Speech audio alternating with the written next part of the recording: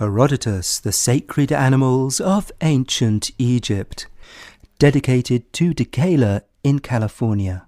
Hello, this is Bertie, and I'm here with some more from Herodotus, the father of history, who lived 2,500 years ago.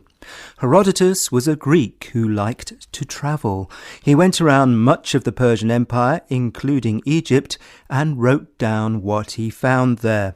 A fair bit of what we know about life in ancient Egypt comes to us from Herodotus.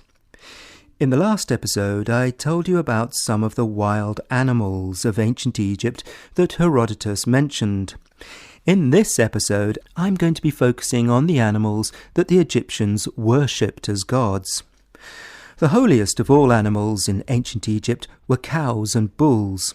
The ancient Egyptians were not the only people to worship cattle. For example, in ancient times, bulls were worshipped on the Greek island of Crete, the home of the bull god, the Minotaur, and cattle are sacred to Hindus to this day.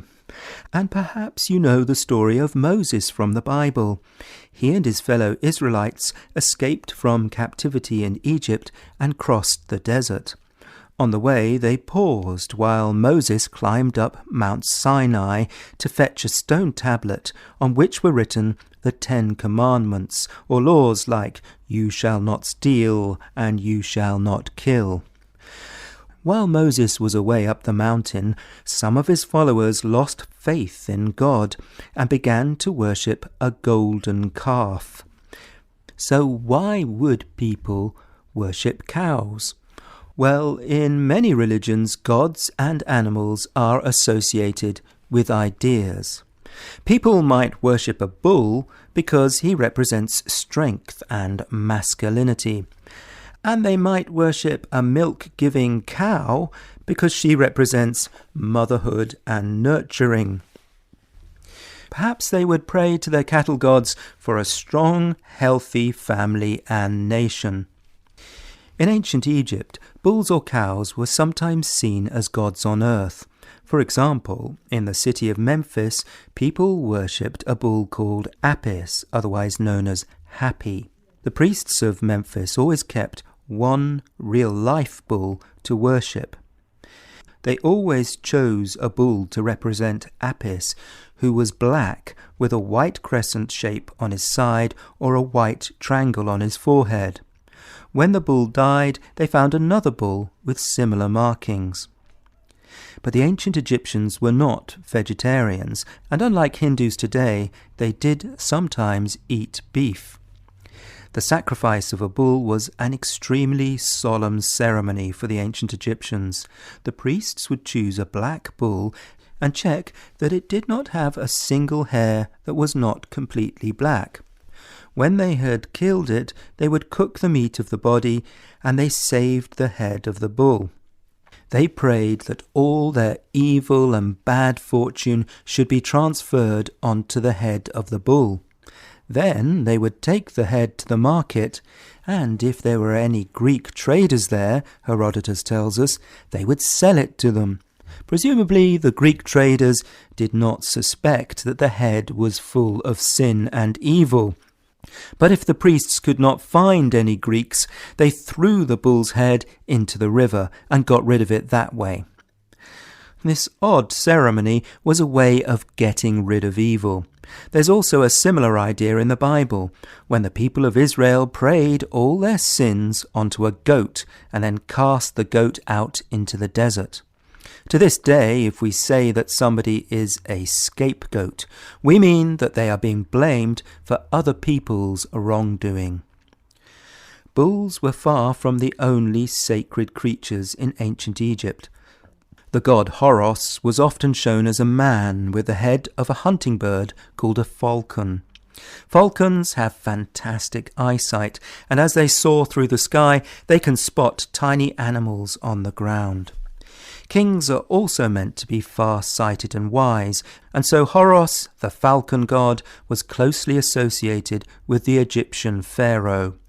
The pharaoh may even have been the god Horus in human form, or so the ancient Egyptians believed.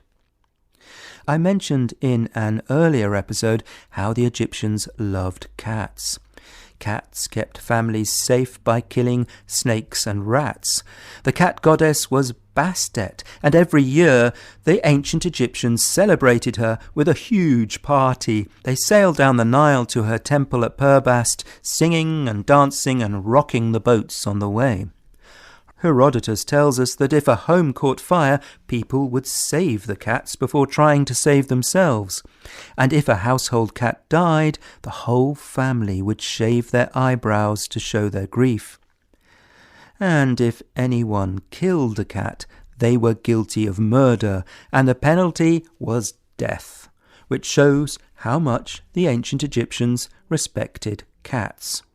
By the way, our word cat comes from the North African word kata, but the ancient Egyptian word for cat was mao, because cats make a sound like meow. Dogs were also important. The god Anubis, who guarded the underworld, had a dog's head. The head of Anubis looks a little bit like a greyhound. There are also dog breeds today called Basenji and Pharaoh hounds that come down to us from ancient Egypt. Rich Egyptians kept gazelles that were renowned for their grace and beauty. A gazelle, by the way, is a type of African deer.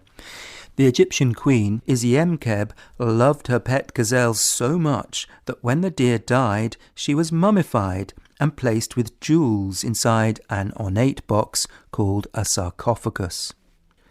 The god Sobek had the head of a crocodile, and the priests of his temples kept sacred crocodiles and fed them on the most tasty cuts of meat and honey cakes.